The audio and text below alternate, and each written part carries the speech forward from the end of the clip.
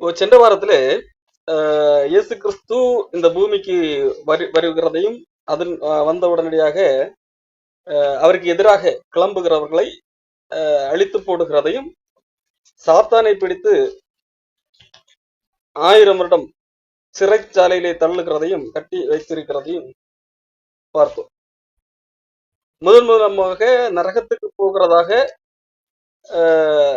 அந்தி கிறிஸ்துவையும் கள்ளத்திற்க தரிசியையும் பார்த்தோம். அந்தி கிறிஸ்துவும் கள்ளத்திற்க தரிசியும், அதாவது சாத்தானால் நியமிக்கப்பட்ட ஏஜென்ட்டுகள், மனிதர்கள்.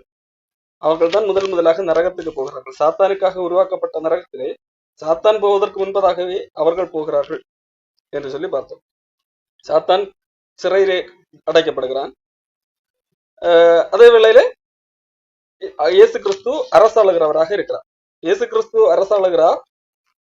அவர் மட்டுமல்ல, மரித்து உயிர்த்தெழுந்தவர்கள், இயேசு கிறிஸ்துவின் வருகையிலே அந்த நேரத்தில் உயிரோடு இருந்து மறுரூபமாக்கப்பட்டவர்கள், அதாவது கிறிஸ்துவனுடையவர்கள், ரட்சிக்கப்பட்டவர்கள் இயேசு கிறிஸ்துவோடு கூட இணைந்து அரசாளுகிறார்கள், அதாவது நியாயம் விசாரிக்கிறார்கள் என்று சொல்லி நாம் பார்ப்போம்.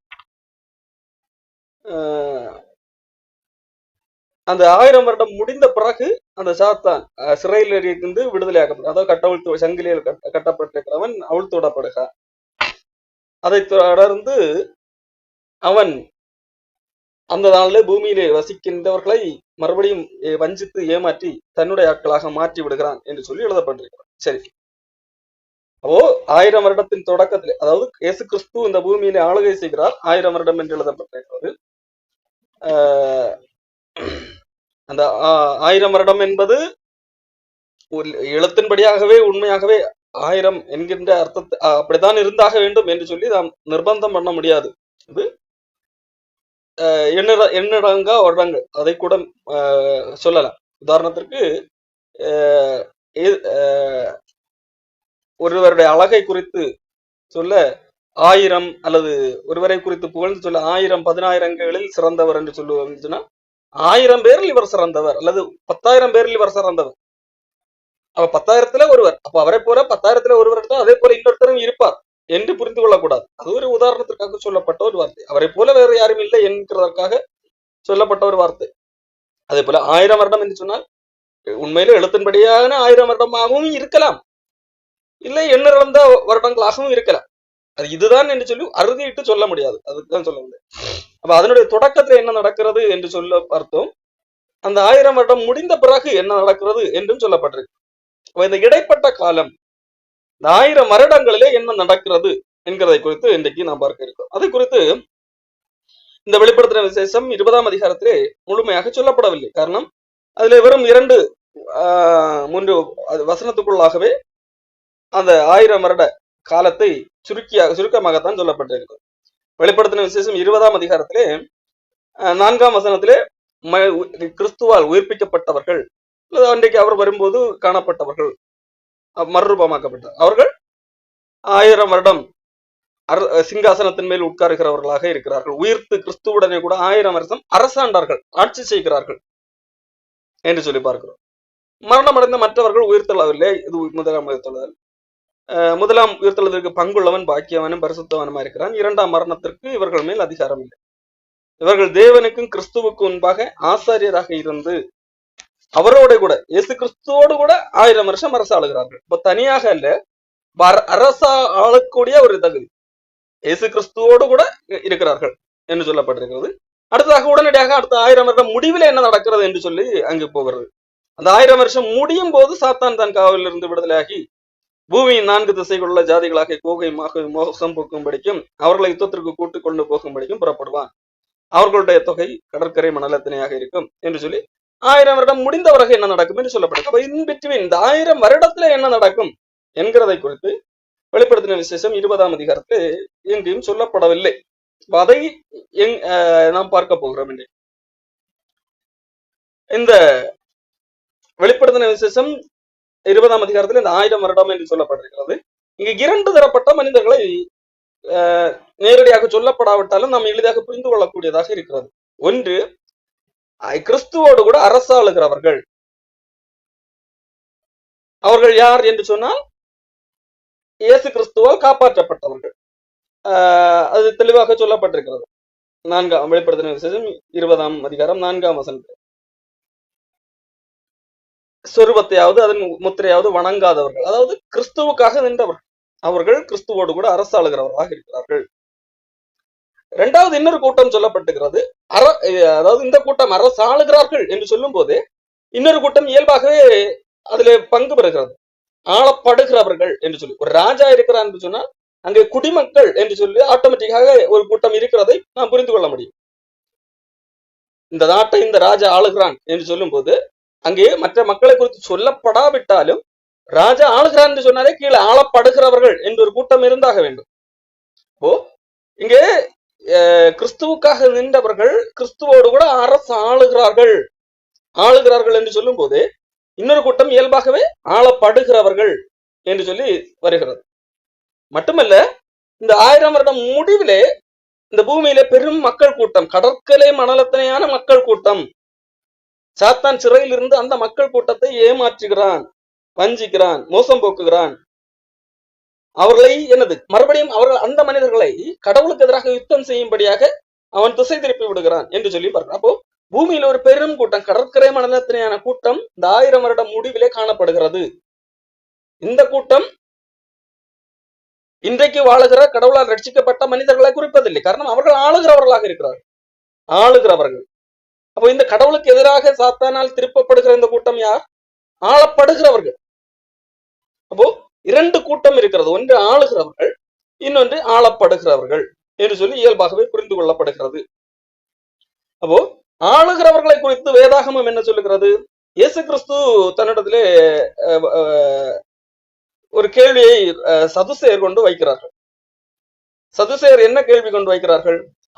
சதுசேயர்கள் என்கிறவர்கள் உயிர்த்தெழுதல் இல்லை என்று நம்புகிறவர்கள். அதாவது மனிதன் இந்த பூமியிலே வாழ்கிறான், வாழும்போது அவனுக்கு என்ன நன்மை கிடைக்கிறதோ அதை இந்த பூமியில அனுபவிக்க வேண்டும். அதற்காகத்தான் மனிதன் இருக்கிறான். இந்த பூமியில மரணம் என்று சொல்லி நடந்த பின்பதாக அதோடு அவனுடைய வாழ்க்கை முடிந்து விட்டது. எப்படி மிருகங்கள் இறந்த பிறகாக அதோடு அந்த மிருகங்களுடைய வாழ்க்கை முடிந்தது, அதற்கு பிறகு என்னது? அதுக்கு ஒரு வாழ்வு இல்லை. அதே போலத்தான் மனிதனுக்கும் என்று சொல்லி சதுசேயர்களுடைய நம்பிக்கை. கிட்டத்தட்ட அதுதான் நாத்திகர்களுடைய நம்பிக்கை. ஆனால் நாத்திகர்களுக்கும் சதுசேயர்களுக்கும் என்ன வித்தியாசம் என்று சொன்னால், நாத்திகர்கள் கடவுளே இல்லை என்று சொல்லி நம்புவார்கள். இந்த சதுசேயர்கள் என்பவர்கள் கடவுளே இல்லை என்கின்ற அந்த பூமியில நாம் வாழ்வதற்கு தான் கடவுள் தேவை, இந்த பூமியில நாம் செழிப்பாக வாழ வேண்டும் என்றால் அதற்கு ஒரு சக்தி இருக்கிறது என்கிறதாக நம்பியிருந்தார்கள். மற்றபடி மரணத்திற்கு பின்பு ஒரு வாழ்க்கை உண்டு, அதற்கு கடவுள் தேவை என்கின்ற நம்பிக்கை எல்லாம் அவர்களுக்கு கிடையாது. ஆகவே அவர்கள் உயிர்த்தெழுதலை இல்லை என்று சாதிக்கிறவர்கள் இந்த சதுசேயர்களாக காணப்பட்டார்கள். அவர்கள் இயேசு கிறிஸ்து உயிர்த்தெழுதலை குறித்து பேசுகிறவராக இருக்கிறார். இயேசு கிறிஸ்து நானே உயிர்த்தெழுதலும் ஜீவனும் இருக்கிறேன், என்னை விசுவாசிக்கிறவன் மரித்தாலும் பிழைப்பான் என்கின்ற வார்த்தைகளை எல்லாம் பேசுகிறவராக இருக்கிறார். ஆகவே இயேசு கிறிஸ்துவுக்கு எதிரான கொள்கை உடையவர்கள் யார்? இந்த சதுசேயர்கள். அவரை சோதிக்கும்படியாக அவரிடத்திலே கேள்வி கேட்கிறார்கள். மார்க்கு புஸ்தகத்திலே ஒரு கேள்வி 12ஆம் அதிகாரத்திலே, போதகரே, ஒருவனுடைய சகோதரன் சந்தானம் இல்லாமல் தன் மனைவியை விட்டு இறந்து போனால் அவனுடைய சகோதரன் அவனை மனைவி விவாகம் பண்ணி தன் சகோதரனுக்கு சந்தானம் உண்டாக்க வேண்டும் என்று மோசே எழுதி வைத்திருக்கிறாரு. மோசேயுடைய கட்டளைப்படி அன்றைக்கு மோசே நியாயப்பிரமாணம் கொடுத்த போது ஒரு கணவன் மனைவி இருக்கிறார்கள். அந்த கணவன் இறந்து போகிறார், அவர்களுக்கு குழந்தை பிறக்கும் முன்பதாகவே இறந்து போகிறார். அப்படியானால் அந்த கணவனுக்குடைய தம்பி அந்த பெண்ணை மறுமணம் செய்து கொள்ளலாம், மறுமணம் செய்து கொள்ள வேண்டும் என்று சொல்லி மோசே சட்டம் எழுதி கொடுத்திருக்கிறார். அந்த பிறக்கின்ற குழந்தைக்கு அந்த மூத்த அண்ணனுடைய இறந்து போனார்ல முதல் கணவன், அவனுடைய பெயர் நிலைக்கும்படியாக என்கிறதாக தான் மோசே சொல்லி வைத்திருந்தார். அப்போ இந்த சட்டத்தை காண்பித்து மோசே எப்படி சொல்லி இருக்கிறார்? அப்ப அந்த சட்டத்தை காண்பித்து ஒரு கதையை உருவாக்குகிறார். ஒரு பெண் இருக்கிறாள், அந்த பெண் ஒருத்தனை கல்யாணம் பண்ணார். இப்ப இவன் இறந்து போகிறான். இப்ப மோசையின் சட்டத்தின்படி என்னது? இவனுடைய இறந்து போனவனுடைய தம்பியை கல்யாணம் பண்ண வேண்டும். சரி, தம்பியை கல்யாணம் பண்ணுகிறான், அவனும் இறந்து போனான். இப்ப அடுத்து என்னது? அவனுடைய தம்பி இவளை கல்யாணம் பண்ண வேண்டும். அவனும் இறந்து போனான். இப்படி 7 பேர் இருக்கிறார்கள். 7 பேரும் ஒருத்தன் இறந்ததுனால் அப்படி 7 பேர் இவளை திருமணம் செய்ய வேண்டிய நிர்பந்தம் வந்தது. இப்போ கேள்வி என்னவென்றால், நீ உயிர்த்தெழுதல் உண்டு என்று சொல்லுகிறீர்கள் அல்லவா? உயிர்த்தெழுதல் உண்டு என்று சொன்னால் இவளும் உயிர்த்தெழுவாள், இந்த 7 பேரும் உயிர்த்தெழுவார்கள். இப்போ உயிர்த்தெழுதல் நடந்து விட்டது.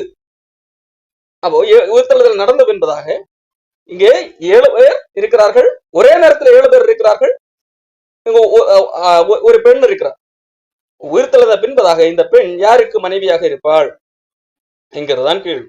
இப்போ லாஜிக்காக அவர்கள் கேள்வி கேட்கிறார்கள். இயேசுவை மடக்கும்படியாக, அதாவது தங்களுடைய கொள்கையை நிலைநாட்டும்படியாக அவர்கள் கேள்வியை கேட்கிறார்கள். காரணம், இந்த பூமியில ஒருத்தன் இறந்த பின்பதாகத்தான் இன்னொருத்தரை திருமணம் செய்கிறார். இப்போ தம்பியை திருமணம் செய்யும் போது அண்ணன்காரனை இவள் திருமணம் செய்யவில்லை. ஆனால் இப்போ உயிர்த்தெழுதல் உண்டு என்று சொல்லுகிறீர்கள் அல்லவா? இப்போ 7 பேரும் உயிரோடு இருக்கிறார்கள், இங்க ஒரு பெண் உயிரோடு இருக்கிறார். ஒரே நேரத்தில் இந்த 7 பேரோடு மனைவியாக இருக்க வேண்டுமா என்கிறதான் அவர்களோட கேள்வி. அப்போ இயேசு கிறிஸ்து ஒரு பதில் சொல்லுகிறார். நீங்கள் வேத வாக்கியங்களையும் தேவனுடைய வல்லமையையும் அறியாததினால் அல்லவா தப்பான எண்ணம் கொள்ளுகிறீர்கள். இப்போ நீங்க கொண்டிருக்கிறது ஒரு தவறான எண்ணம். அதற்கு காரணம், நீங்கள் வேத வாக்கியங்களை அறியவில்லை, தேவனுடைய வல்லமையும் அறியவில்லை. உயிர்த்தெழுதல் உண்டு என்று சொல்லி அதற்கு எதிர்க்க வேண்டும் என்கிறதற்காக முட்டாள்தனமாக ஒரு கேள்வியை கேட்கிறீர்கள். வேத வாக்கியங்களை அறிந்திருந்தால் இந்த கேள்வி உங்களுக்கு எழுத வேண்டிய அவசியம் இல்லை என்று சொல்லிவிட்டு அவர் பதிலை சொல்லுகிறார். மரித்தோர் உயிர்த்தெழுந்திருக்கும் போது கொள்வனையும் கொடுப்பனையும் இல்லை, அவர்கள் பரலோகத்தில் இருக்கிற தேவதூதரை போல இருப்பார்கள். பூமியிலே இங்கே 7 பேருக்கு இவள் மனைவியாக இருந்தால், ஒருத்தன் மரித்தவன் என்பது ஒருத்தன் அப்படி. ஆனால் பரலோகத்திலே இதே உறவு அங்கே தொடர்வதில்லை. இங்கே உள்ள திருமண உறவு அங்கே அப்படியே தொடர்வதில்லை. அங்கே அவர்கள் தேவதூதர்களைப் போல இருப்பார்கள், மறுரூபமாக்கப்பட்ட ஒரு மேனியிலே இருப்பார்கள். இந்த மேனியை குறித்து கொரிந்தியர் புத்தகத்திலே பவுல் அப்போஸ்தலன் தெளிவாக சொல்லியிருப்பார். சாவுக்குரிய சரீரமாக இது விழுந்த பூமியில இருக்கிறது, ஆனால் மறுமையிலே அது வேறொரு மேனியாக காணப்படுகிறது. இன்னுமாக யோவான் சொல்லும் போது, யோவான் 1 யோவான் 3ஆம் அதிகாரத்திலே யோவான் சொல்லுகிறார், நாம் இப்பொழுது தேவனுடைய பிள்ளைகளாக இருக்கிறோம், இனி எப்படி இருப்போம் என்று தெரியாது, ஆனால் இயேசு கிறிஸ்து வரும்போது அவருக்கு ஒப்பாக இருப்போம். அவர் எப்படி இருக்கிறாரோ, இயேசு கிறிஸ்து எந்த விதமான மேனியில காணப்படுகிறார் அதே போல நாம இருப்போம் என்று சொல்லி யோவான் சொல்லுகிறார். அப்போ இங்கே உள்ளது போல மனித உணர்ச்சிகள், மனித இச்சைகள் அங்கே வெளிப்படுவது இல்லை என்று சொல்லி இயேசு கிறிஸ்து அங்கே அவர்களுக்கு புரிய வைக்கிறார். அப்போ இது ஒரு கூட்டம். இவர்கள் தான் ஆளுகிறவர்கள். இவர்கள் தான் மறுரூபமாக்கப்பட்டவர்களாய், மறுமையடைந்த இயேசு கிறிஸ்துவை போன்ற சாயலுடையவர்களாய் அவர்கள் ஆளுகை செய்கிறவர்களாக இருக்கிறார்கள். இது ஒரு கூட்டம். அப்போ இங்க இவர்களுக்கு என்ன இல்லை? இறப்பு இல்லை, கொள்வனை இல்லை, கொடுப்பனை இல்லை. இயேசு கிறிஸ்து எப்படி இருக்கிறாரோ அதை போல. அப்போ இன்றைக்கு கடவுள் எப்படி பூமியை வானத்திலிருந்து பரலோகத்திலிருந்து பார்க்கிறாரோ அல்லது ஆட்சி செய்கிறாரோ, எல்லாம் அவருடைய கண்ட்ரோல்ல இருக்கிறது அல்லவா? இயேசு கிறிஸ்து பிலாத்து முன்பாக நிற்கும் போது பரத்திலிருந்து கொடுக்கப்படாவிட்டால் என்னது ஒரு அதிகாரம் உனக்கிறாது என்று சொன்னார்ல, அதே போல எல்லா அதிகாரமும் அவரிடத்துல இருக்கிறதோ அதே போல இன்றைக்கு கிறிஸ்துவனுடையவர்களாக இருக்கிறவர்கள் அன்றைக்கு கிறிஸ்துவோடு கூட ஆளுகை செய்கிற அதிகாரம் பெற்றவர்களாக இருக்கிறார்கள். அங்கே அவர்களுக்கு என்ன இல்லை? மரணம் இல்லை. கிறிஸ்து பாவம் செய்யாதது போல அவர்களும் பாவம் செய்யாமல் பரிசுத்தராக கிறிஸ்துவை போல இருக்கிறார்கள் ஒரு கூட்டம். அப்போ இங்கே பூமியிலேயே ஆளப்படுகிறவர்கள் என்று சொல்லி ஒரு கூட்டம் இருக்கிறது அல்லவா?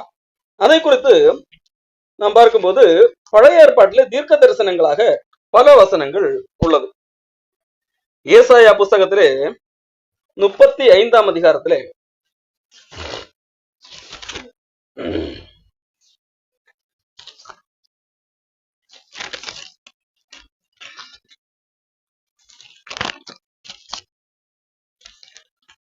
ஏசாயா 35ஆம் அதிகாரத்தில் இதை குறித்து ஏசாயா சொல்லியிருக்கிறார்.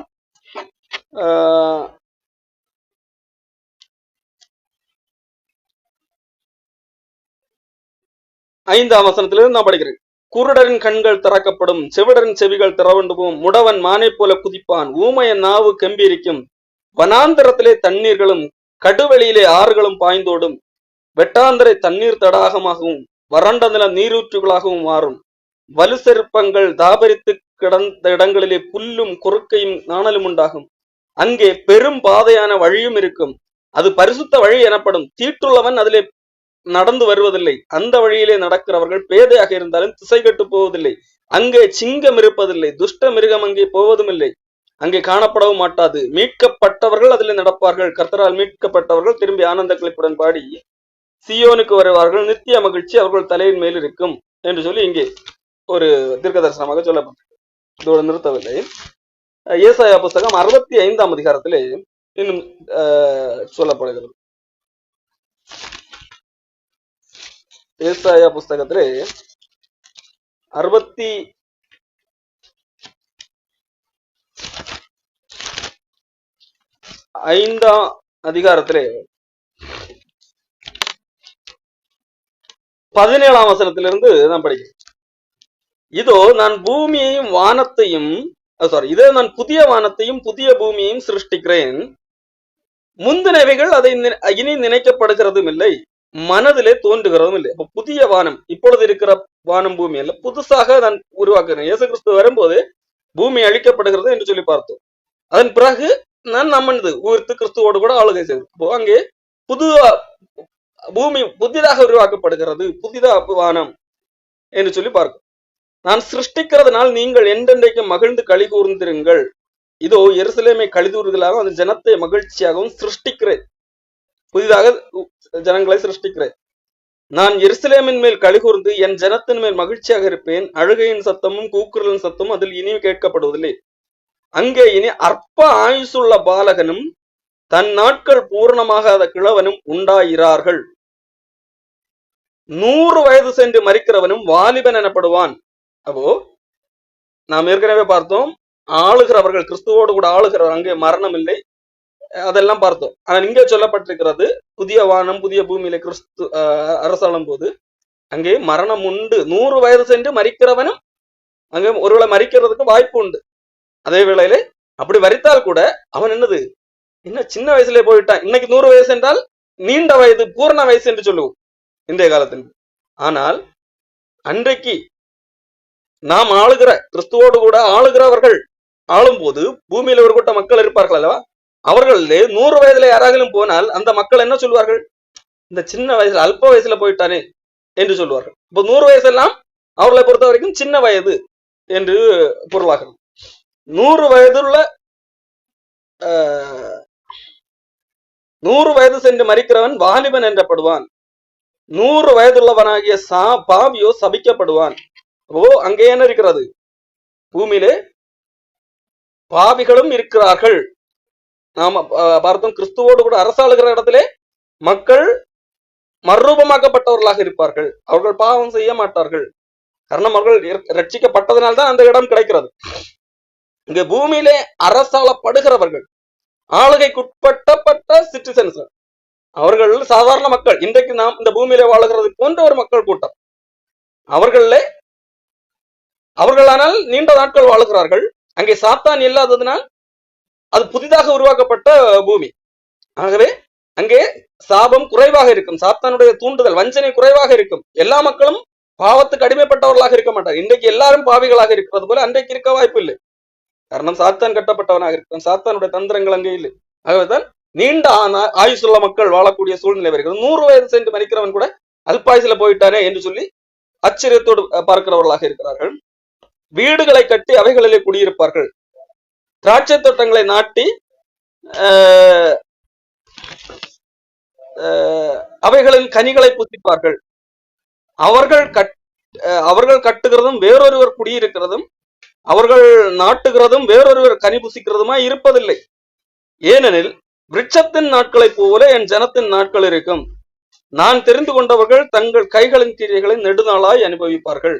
அப்போ இங்க இதை என்ன சொல்ல வருகிறார் என்று சொன்னால், நீண்ட ஆயுசுள்ளவர்களாக இருப்பார்கள். விருட்சத்தின் நாட்கள், மரங்கள் எல்லாம் நீண்ட நாட்கள் வாழும், பல ஆயிரம் வருடங்களாக இருக்கக்கூடிய மரங்கள் கூட இருக்கு.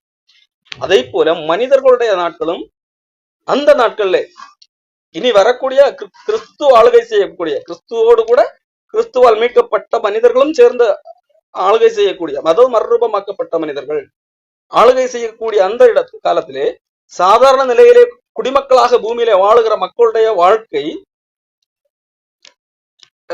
ஒரு ஆச்சரியம் மிகுந்ததாக இருக்கும். அங்கே ஒருத்தர் கட்டி இன்னொருத்தர் குடியிருக்கிறது இல்லை. இன்றைக்கு ஒருத்தர் கட்டிருக்க வீட்டுல கடன் பிரச்சனையா அல்லது அவர்கள் இறந்து போன பின்பதாக வேறொருவர் குடியிருக்கிறார்.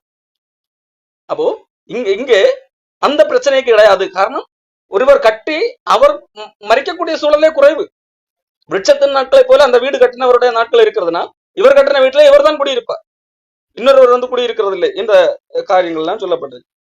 அவர்கள் விருதாக உழைப்பதில்லை, அவர்கள் துன்பம் உண்டாக பிள்ளைகள் பெறுவதில்லை. அப்போ இன்றைக்கு உழைக்கின்ற உழைப்பு பறவைகளே வீணாய் போகும். அந்த பணங்கள் எல்லாம் வேஸ்டாக போகும். வட்டிக்காரனுக்கோ இல்லை மருத்துவமனைக்கோ இப்படி எல்லாம் போகும். சில உழைக்கிற உழைப்பு அதுக்குரிய பலன் சரியாக கிடைப்பதில்லை பொதுவாக மனிதர்களுக்கு இந்த சபிக்கப்பட்ட பூமியிலே. ஆனால் அந்த சபிக்கப்பட்ட அந்த பூமி மாற்றப்பட்டு புதிய பூமி உருவாக்கப்படும் போது அங்கே வாழ்கிற மக்களே என்ன இல்லை, உழைக்கிற உழைப்பு வீணாக போவதில்லை, துன்பம் உண்டாக பிள்ளை பெறுவதில்லை. பிள்ளை பெறும்போது இன்றைக்கு வேதனையோடு துன்பத்தோடு வருகிறது போல அன்றைக்கு ஏற்படாது. நம்ம இன்றைக்கு பிள்ளை பெறும்போது துன்பம் என்பது ஆதியாகமம் புத்தகம் 3ஆம் அதிகாரத்திலே தேவ கட்டளை மீறின ஏவாளுக்கு கடவுள் கொடுத்த அந்த பாவத்தின் விளைவின் ஏற்பட்டதாக அங்கே பார்க்கிறோம். ஆனால் அந்த நிலைமை அங்கே காணப்படுவது, துன்பம் உண்டாக பிள்ளைகள் பெறுவதில்லை, அவர்களும் அவர்களோட கூட அவர்கள் சந்தானம் கர்த்தராலே ஆசீர்வதிக்கப்பட்டு சந்ததியாக இருப்பார்கள். அப்பொழுது அவர்கள் கூப்பிடுகிறதற்கு முன்பே நான் மறு உத்தரவு கொடுப்பேன், அவர்கள் பேசும்போது நான் கேட்பேன். ஓநாயும் ஆட்டுக்குட்டியும் ஒருமித்து மேயும், சிங்கம் மாட்டை போல வைக்கோலை தின்னும், புழுதி சர்ப்பத்துக்கு இரையாகும், என் பரிசுத்த பர்வதம் எங்கும் அவைகள் தீங்கு செய்வதும் இல்லை, கேடுண்டாக்குவதும் இல்லை. இப்போ மிருக ஜீவன்கள் இன்றைக்கு வைல்ட் அனிமல்ஸ், பெட் அனிமல்ஸ் என்றெல்லாம் பல்வேறு வகைகளில் பிரித்து வைத்திருக்கிறார்கள். இந்த எல்லாம் மனிதர்களோடு பழகக்கூடிய மிருகங்கள். இந்த மிருகங்கள் எல்லாம் மனிதர்களோடு பழகாது, அவர்கள் வைல்டு என்று சொல்லி பிரித்து வைத்திருக்கிறார். அவர்கள் காட்டு மிருகங்கள் என்று சொல்லி. அப்படிப்பட்ட அந்த பிரிவினை மிருகங்கள்கிட்ட இருக்காது. மிருகங்கள் கேடு சொல்லி, சிங்கம் என்னது வெஜிடேரியனாக மாறும். இன்றைக்கு இருந்து சிங்கம் ஒரு பெட் அனிமலை பார்த்தால் கடித்து சாப்பிடும், அப்படித்தானே. சிங்கம் மாட்டை போல வைக்கோல தின்னும். சிங்கம் என்னவாகுது, நான்வெஜ் சிங்கம் எல்லாம் அன்றைக்கு வெஜிடேரியனாக மாறுது. அதாவது ஏதேன் தோட்டத்தில் ஆண்டவர் படைத்த போது ஆண்டவர் என்ன நோக்கத்திலே பூமியை படைத்தாரோ, சாத்தான் என்று ஆகிறதற்கு முன்பதாக எந்த நிலையிலே மனிதர்கள் இருந்தார்களோ அதே நிலைமையிலே 1000 வருடத்திலே வாழ்கிற மக்கள் இருப்பார்கள். காரணம், அந்த 1000 வருடத்திலே சாத்தான் என்றா இருக்க மாட்டாங்க. சாத்தான் எங்க இருக்கிறான்? சிறையிலே கைதியாக இருக்கிறான். அப்போ அன்றைக்கு ஆண்டவர் ஆதாம் ஏவாளுக்கு எதை உணவாக கொடுத்தார்? வெஜிடேரியன் தான் உணவாக கொடுத்தார். ஆண்டவர் எப்பொழுது நான்வெஜ் நீங்கள் சாப்பிடுங்கள் என்று சொன்னார்? நோவாவின் வெள்ளப்பெருக்கு பின்பதாக தான் நீங்கள் மிருகங்களையும் சாப்பிடுங்கள் என்று சொன்னார். அது வரைக்கும் என்னதுதான் வெஜிடேரியன் தான் உணவு. மிருகங்களும் அப்படித்தான் இருந்திருக்கு. மனிதன் பாவம் செய்வதற்கு முன்பாக மிருகங்களும் வெஜிடேரியன் தான். அப்போ அதே நிலைமை மறுபடியும் திரும்பும். சிங்கம் மாட்டை போல வைக்கோலை தின்னும் என்று சொல்லி இங்கே நாம் ஏசாயா புத்தகத்திலே 55ஆம் அதிகாரத்தின் கடைசி வசனத்திலே பாருங்க. ஓநாயும் ஆட்டுக்குட்டியும் ஒருமித்து மேயும். இது இன்றைக்கு சாத்தியம் இல்லாத காரியம். ஓநாய் ஆட்டுக்குட்டியை பார்த்தால் என்னது அடித்து சாப்பிடும். இதுதான் அந்த மிருகத்தினுடைய இயல்பு. ஆனால் இந்த இயல்புகள் இது பூமி பாவம் செய்த மனிதன் பாவம் செய்தனால் சபிக்கப்பட்டதுன்னு வந்த விளைவு. இது மாற்றப்படும் போது இந்த இயல்புகள் மாறும். மிருகத்தினுடைய இயல்புகள் அன்றைக்கு இனி வரப்போகிற அந்த பூமியில இப்படிப்பட்ட நிலைமைகள் இருக்காது. ஓநாயும் ஆட்டுக்குட்டியும் ஒருமித்து மேயக்கூடிய ஒன்றாக இருக்காது. மனிதர்கள் பூமியிலே சந்தோஷமாக இருக்கிறார்கள். மனிதன் கடவுளை கூப்பிட்டால் கடவுள் கேட்கிறவராக இருக்கிறார், உடனே பதில் கொடுக்கிறவராக. மனிதர்கள் கடவுளுடைய சத்தத்தை உடனே கேட்கக்கூடியவர்களாக இருக்கிறார்கள். இப்போ இதுதான் வெளிப்படுத்தின விசேஷத்திலே சொல்லப்பட்ட அந்த 1000 வருட அரசாட்சியிலே இந்த பூமியிலே வாழக்கூடிய மனிதர்களுடைய நிலைமை. அப்போ அதுலயும் என்னது, சிலர் பாவிகளாகவும் மாற வாய்ப்புண்டு. எல்லாரும் அல்ல, சிலர். அப்படிப்பட்டவர்கள் சபிக்கப்பட்டவர்களாக இருப்பார்கள். 100 வயது சென்ற பாவியோ சபிக்கப்படுவார். ஆனால் அவன் பாவம் செய்ததனால் அதன் விளைவாக அந்த பூமியில இருக்கிற எல்லாரும் பாவம் செய்தவர்களாக மாற முடியாது. அன்றைக்கு காரணம் சாத்தான் இல்லாததனால் எல்லாரையும் பாவம் சாத்தான் போய் தூண்டி பாவம் செய்து வைக்க முடியாது. சாத்தானுடைய வஞ்சனை இல்லாதவன். ஒருவன் பாவம் செய்தானா அதுக்கு அவன் மட்டும்தான் அதனால் பாதிப்படைவான். அப்போ மனிதர்கள் நீண்ட நாட்கள் வாழுகிறார்கள், சந்தோஷமாக வாழுகிறார்கள், துன்பமில்லாத வாழ்க்கை வாழுகிறார்கள், எல்லாவற்றையும் அனுபவித்து வாழ்கிறார்கள்.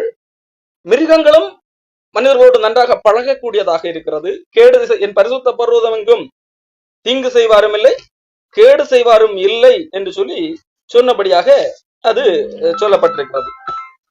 அப்போ இதுதான் பூமியிலே வாழுகிற மக்கள் நிலைமையாக காணப்படும். இது எப்பொழுது நடக்கும்?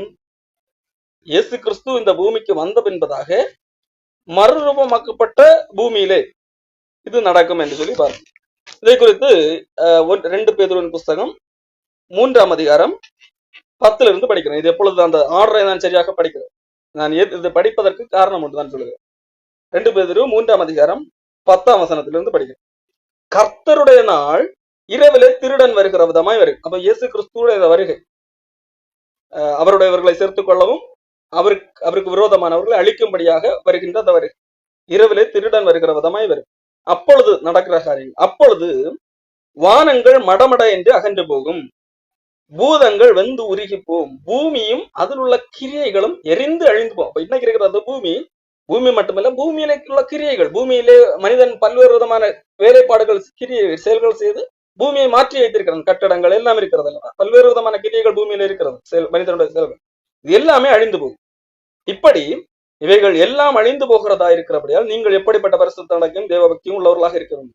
தேவனுடைய நாள் சீக்கிரமாய் வரும்படிக்கும் மிகுந்த ஆவலோட காத்திருங்கள். அந்த நாளிலே இயேசு கிறிஸ்து வரும்போது வானங்கள் வெந்து அழிந்து பூதங்கள் எரிந்து உருகிப்போம், அவருடைய வாக்குத்தத்தத்தின்படியே நீதி வாசமாயிருக்கும் புதிய வானங்களும் புதிய பூமியும் உண்டாகும் என்று காத்திருக்கிறோம் என்று சொல்லி தான் படிக்கிறோம். அப்போ இயேசு கிறிஸ்து வருகிறார், வந்த பூமியை அழித்து துன்மார்க்கரை அழித்து சங்கரித்து கள்ளத்திற்க தரிசியும் அந்தி கிறிஸ்துவையும் பிடித்து அக்கினியிலே போட்டு சாத்தானை பிடித்து சிறையிலே போட்டு சங்கிலியில கட்டி பூமியை ஆளுகை செய்கிற போது ஏற்கனவே அழித்து போட்டவைகளை எல்லாம் மாற்றி புதிய வானமும் புதிய பூமியும் உருவாக்குகிறார். அது நீதி வாசமாயிருக்கும் புதிய வானங்கள் புதிய பூமியும் உண்டாகும் என்று சொல்லி காத்திருக்கிறோம். இப்போ இதுதான், அப்போ இந்த புதிய வானம் புதிய பூமியிலே நடக்கிற ஒரு காரியம்தான் என்ன? 1000 வருட அரசாட்சி. அந்த புதிய வானம் புதிய பூமியிலே ஒரு மக்கள் கூட்டம் இருக்கிறார்கள் அல்லவா? அவர்கள் இந்த பூமியிலே வாழுகிற மக்கள், அவர்களும் அந்த மக்கள் கூட்டமும் இன்றைக்கு இயேசு கிறிஸ்துவால் காப்பாற்றப்பட்ட மக்கள் கூட்டமும் ஒன்று அல்ல. இன்றைக்கு இயேசு கிறிஸ்துவால் காப்பாற்றப்பட்டிருக்கிறவர்கள், இயேசு கிறிஸ்துவை ஏற்றுக்கொண்டு ரட்சிக்கப்பட்டவர்கள் ஆளப்படுகிறவர்கள் அல்ல, ஆளுகிறவர்கள். இயேசு கிறிஸ்துவோடு கூட இணைந்து ஆளுகிறவர்கள். அவர்களை குறித்து அல்ல நான் இன்றைக்கு படித்த அந்த 100 வயதிலே மரிக்கிறவனும் வாலிபன் அந்த கூட்டம் அல்ல, அது வேறு கூட்டம். சரி என்று சொல்லி நாம் பார்க்கிறோம். இதை குறித்து நாம் பல ஏற்பாட்டிலே சொல்லப்பட்டது. அப்போ இதை குறித்து ஏன் வெளிப்படுத்தின விசேஷத்திலே பெரும் சுருக்கமாக சொல்லப்பட்டது என்று நீங்கள் கேள்வி எழலாம். வெளிப்படுத்தின விசேஷத்திலும் சுருக்கமாக சொல்லப்படவில்லை. ஆனால் மனிதர்கள் அதை தவறாக புரிந்திருக்கிறார். வெளிப்படுத்தின விசேஷத்திலே 20ஆம் அதிகாரத்திலே சுருக்கமாக சொல்லப்பட்டாலும் இதே 1000 வருடத்திலே என்ன நடக்கும் என்கிறதை அடுத்தடுத்த அதிகாரங்களில் சொல்லப்பட்டிருக்கிறது. வெளிப்படுத்தின விசேஷம் 21, 22 சொல்லப்பட்டது இதே 1000 வருட காலத்திலே பூமியில நடக்கிற காரியங்களை குறித்துதான். ஆனால் மனிதன் எப்படி புரிந்து கொண்டான் என்று சொன்னால் 20ஆம் அதிகாரத்துக்கு பிறகு 21, 20, 22 அதிகாரங்கள் வருவதனால் இந்த 1000 வருட அரசாட்சி முடிந்த பின்பதாகத்தான் இந்த 21, 22 அதிகாரங்களில் நடக்கின்ற சம்பவங்கள் வரும் என்கிறதாக நினைக்கிறார். ஆனால் அப்படி அல்ல, இதே 1000 வருட அரசாட்சியிலே நடக்கக்கூடிய காரியங்கள் தான் வெளிப்படுத்தின விசேஷம் 21, 22. அது எப்படி என்று சொல்லுங்க. பொதுவாக மனிதர்கள் 20ஆம் அதிகாரத்திலே 1000 வருட அரசாட்சி முடிந்தது, கடவுள் நியாய தீர்ப்பு கொடுக்கிறார், அது அன்றைக்கு எல்லாரும், அதாவது தேவனுக்கு எதிரான நியாய தீர்ப்பு கொடுக்கிறார், அவர்கள் அக்கினி கடலிலே பங்கடைகிறார்கள் என்று சொல்லப்பட்டிருக்கிறது. 21ஆம் அதிகாரம் எப்படி எழுதப்பட்டிருக்கிறது? பின்பு. அப்போ இதுக்கு பிறகு என்று சொல்லி எழுதப்பட்டிருக்கிறது அல்லவா? ஆகையால் இந்த 1000 வருட அரசாட்சி முடிந்த பின்பதாகத்தான் இந்த சம்பவம் நடக்கிறதாக மனிதனாக புரிந்து கொண்டான். ஆனால் அங்கே சொல்லப்பட்ட அந்த பின்புனுடைய விளக்கம், பின்பு நான் புதிய வானத்தையும் புதிய பூமியையும் கண்டேன். நான் கண்டது, நான் இதற்கு பின்பதாக கண்ட காட்சி என்கிறதான் யோவான் சொல்ல வருகிறார். இந்த சம்பவத்துக்கு பிறகு நான் இதை கண்டேன். அப்போ நான் இதை கண்டேன் என்கிறதற்காக இதுக்கு பிறகுதான் இது நடக்கிறது என்று அர்த்தம் அல்ல. இந்த காலகட்டத்தில் நடக்கக்கூடியதை சுருக்கமாக முதல்ல பார்த்தேன். அதன் பிறகு அதுல என்ன நடக்கிறது என்கிறதை குறித்து நான் இப்பொழுது கண்டேன் என்று சொல்லுகிறேன். ஏனென்று சொன்னால் இதுல உள்ள ஆர்டர் படிதான் மக்கள் புரிந்து கொள்கிறார்கள் சொன்னால் அது ஏன் தவறு என்று தான் சொல்லுகிறேன். 1000 வருட அரசாட்சியிலே தேவனுக்கு எதிராக இருக்கிறவர்கள் எல்லாம் கொல்லப்படுகிறார்கள். 1000 வருட முடிவிலே தேவனுக்கு எதிரான அத்தனை பேரும் நியாயம் தீர்க்கப்பட்டு அழிக்கப்படுகிறார்கள். அப்படித்தானே? அப்ப அதன் பிறகுதான் புதிய வானமும் புதிய பூமியும் என்று சொல்ல வந்தால், நாம் ஏற்கனவே ஏசாயா புத்தகத்திலே புதிய வானம் புதிய பூமி என்று சொல்லி படித்திருக்கிறோம். அது எப்பொழுது நடக்கிறது? அது அந்த புதிய வானம் புதிய பூமி என்பது 1000 வருட அரசாட்சியில நடக்கிறது. அன்றைக்குதான் குடிமக்களாக பல்வேறு மக்கள் இருக்கிறார்கள். அது 1000 வருட அரசாட்சி முடிந்த பிறகு என்று சொன்னால், 1000 வருட அரசாட்சி முடிந்த பிறகும் இந்த பூமியில பாவிகள் இருப்பார்கள் என்று சொல்லி நேரிடும். அது தவறான கற்பனையாகும். இதற்கு முன்பதாக அதுதான் பேதுரு புத்தகத்திலே நான் படித்தேன். புதிய வானம் புதிய பூமி எப்பொழுது வருகிறது என்று சொல்லி பேதுரு எழுதுகிறதை படித்தேன். இயேசு கிறிஸ்து இந்த பூமியை பூமி அழிக்க வரும்போது வானங்கள் மடமடன்று அகன்று போகும், பூதங்கள் வந்து உறுதி போகும் என்று சொல்லிவிட்டு அதன் பிறகு நீதிவாசமா இருக்கும் புதிய வானம் புதிய பூமி உருவாகும் என்று சொல்லி எப்பொழுது எழுதுகிறார்? இயேசு கிறிஸ்துவின் வருகை ஒட்டி எழுதுகிறார். இயேசு கிறிஸ்து வரும்போதே வந்த பூமியை அழித்த உடனடியாக உருவாக்குகிறது தான் புதிய வானம் புதிய பூமி. அதிலேதான் 1000 வருட அரசாட்சி. அதை குறித்து தான் விரிவாக 21ஆம் அதிகாரத்திலும் 22ஆம் அதிகாரத்திலும் எழுதப்பட்டிருக்கிறது. மறாக இதிலே 1000 வருட அரசாட்சி முடிந்த பின்பதாகத்தான் புதிய வானம் புதிய பூமி என்பது அது தவறாக போய்விடும். அப்ப 1000 வருட அரசாட்சி முடிந்த பின்பதாகவும் பூமியிலே பாவிகள் இருக்கிறார்கள் என்கிறதாக அர்த்தம் கொள்ள நேரிடும். காரணம், நான்கு 21ஆம் அதிகாரத்திலே சொல்லப்பட்டிருக்கிறது அல்லவா, புதிய வானம் புதிய பூமியும் கண்டேன் என்று சொல்லி, முந்தின பூமி ஒழிந்து போயிற்று என்று சொல்லி. அப்ப 1000 வருட அரசாட்சியே இதுல தான் நடக்கிறதாக அர்த்தமாகிவிடும். பழைய பூமியிலே தான் நடக்கிறது போல அர்த்தமாகிவிடும். இப்படி இல்ல, 1000 வருட அரசாட்சி என்னது? புதிய வானம் புதிய பூமியிலே தான் நடக்கிறது. அதான் உண்மை. மட்டுமல்ல, இந்த வெளிப்படுத்தின விசேஷத்திலே நாம் ஏற்கனவே படித்தோம் அல்லவா, அங்கே பெரும்பாதையான வழி உண்டாயிருக்கும். அங்கிருந்து அதுல அந்த பெரும்பாதையான வழி தேவனிடத்திலே வரக்கூடிய ஒரு வழி. அங்கே தீட்டுள்ளவன் பிரவேசிப்பதில்லை என்று சொல்லப்பட்டிருந்தது அல்லவா, ஏசாயா 35ஆம் அதிகாரம். அதற்கு ஒப்பான வசனம் வெளிப்படுத்தின விசேஷம் 21ஆம் அதிகாரத்திலே இருக்கிறது. வெளிப்படுத்தின விசேஷம் 21ஆம் அதிகாரம் என்ன சொல்ல வருகிறது? புதிய வானம் புதிய பூமி உருவாகிறது, அதன் மேலே புதிய எருசலேம் என்று சொல்லி ஒரு தலைநரகம் இருக்கிறது. இந்த பூமியோட கேபிட்டல் புதிய எருசலேம். இங்க இருந்துதான் தேவன் ஆளுகை செய்கிறவராக இருக்கிறார். அது ஒரு நகரம். அந்த நகரத்தின் அளவுகள் வேதாகமத்தில் கொடுக்கப்பட்டிருக்கிறது. நாம் அடுத்த வாரத்துல கொஞ்சம் விரிவாக பார்க்கலாம். அது ஒரு பெரிய ஸ்கொயர். அந்த நகரத்திலே தான் இயேசு கிறிஸ்துவால் மீட்கப்பட்டு அவரோடு கூட அரசாளர்கள் இருந்து பூமியை கண்ட்ரோல் பண்ணுகிறார்கள். பூமியிலே மக்கள் வாழ்கிறார்கள். பூமியிலே குட்டி குட்டி ராஜாக்கள் இருக்கிறார்கள் என்கிறதை நாம் பார்க்க முடியும். பாருங்கள், வெளிப்படுத்தின விசேஷம் 21ஆம் அதிகாரம் 24ஆம் வசனம். அன்றைக்கு பூமியிலேயும் வாழ்கிறார்கள் அல்லவா, அது அவர்களுக்கு என்னது? ரட்சிக்கப்படுவதற்கு, அந்த புதிய எருசலேமிலே வருவதற்கு, தேவனுடைய பிள்ளைகள் ஆவதற்கு ஒரு வாய்ப்பு இருக்கிறது. ரட்சிக்கப்படுகிற ஜனங்கள், பூமியிலே ரட்சிக்கப்படுகிற ஜனங்கள் அதன் வெளிச்சத்திலே நடப்பார்கள். பூமியின் ராஜாக்கள் தங்கள் மகிமையும் கனத்தையும் அதற்குள்ளே கொண்டு வருவார்கள். எதற்குள்ளே? இன்றைக்கு தேவனால் மீட்கப்பட்டு இயேசு கிறிஸ்துவோடு அன்றைக்கு அரசாளுகிறவர்கள் இருக்கிறார்கள் அல்லவா, புதிய எருசலேம். அங்கே பூமியில் உள்ள மனிதர்கள் தங்கள் மகிமையும் எங்கே கொண்டு வருவார்கள்? புதிய எருசலேமுக்குள் கொண்டு வருவார்கள் என்று சொல்லப்பட்டிருக்கிறது. அங்கே ராக்காலம் இல்லை. அதாவது எங்கே ராக்காலம் இல்லை? புதிய எருசலேம் என்கின்ற அந்த நகரம் இருக்கிறது, அங்கே ராக்காலம் இல்லை. உலகத்தாருடைய மகிமையும் கனத்தையும் அதற்குள்ளே கொண்டு வருவார்கள். உலகத்தாருல அன்றைக்கு பூமி இருக்கிறது. புதிய எருசலேம் என்கின்றது பூமிக்கு மேலாக ஒரு நகரம். அங்கே இருந்து நாம் ஆளுகை செய்கிறவர்களாக இருக்கிறோம். பூமி அன்றைக்கு ஒரு கூட்ட மக்கள் வாழுகிறவர்களாக இருக்கிறார்கள். அதான் உலகம். அந்த உலகத்தார் எங்க வருகிறார்கள்?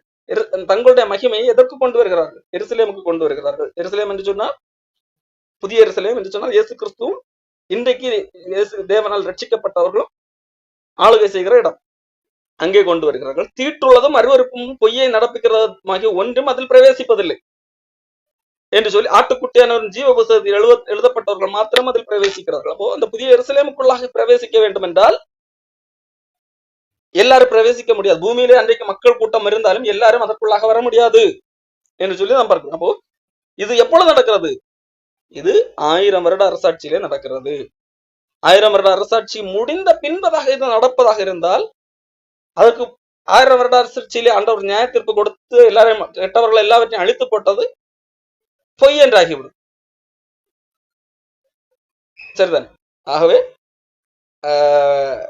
அது 1000 வருட அரசாட்சியிலே 1000 வருட அரசாட்சியிலே ஒன்றை புரிந்து கொள்ள வேண்டும். இன்றைக்கு மீட்கப்பட்டவர்களாக இருக்கிறவர்கள் அன்றைக்கு குடிமக்கள் அல்ல, ஆளுகிறவர்கள். அவர்கள் பூமியிலே வாழுகிற ஒரு மக்கள் கூட்டத்தை போல வாழ மாட்டார்கள். அவர்கள் இயேசு கிறிஸ்துவோடு கூட அரசாளுகிறவர்களாக இருக்கிறார்கள். ஆனால் அதே வேளையிலே அந்த பூமியிலே, புதிய வானத்திலும் புதிய பூமியிலே கூட பெரும் கூட்டம் மக்கள் வாழுவார்கள் குடிமக்களாக. இன்றைக்கு நம் பூமியில குடிமக்கள் வாழ்வது போல குடிமக்களாக வாழ்வார்கள். இன்றைக்கு கடவுள் பூமியை ஆளுகை செய்கிறது போல அன்றைக்கு நாமும் கடவுளோடு கூட சேர்ந்து ஆளுகை செய்வோம். அன்றைக்கு இருக்கிற பூமியில நாம் பூமியை கடவுள் இயேசு கிறிஸ்துவோடு கூட சேர்ந்து கண்ட்ரோல் பண்ணுகிறவர்களாக இருக்கும். அப்போ யார் அப்படியானால் அந்த இன்றைக்கு யார் அந்த புதிய குடிய மக்கள் என்று சொல்லி நீங்கள் கேட்கலாம். அதை குறித்து அடுத்தடுத்த வாரங்களிலே கூட பார்க்கலாம்.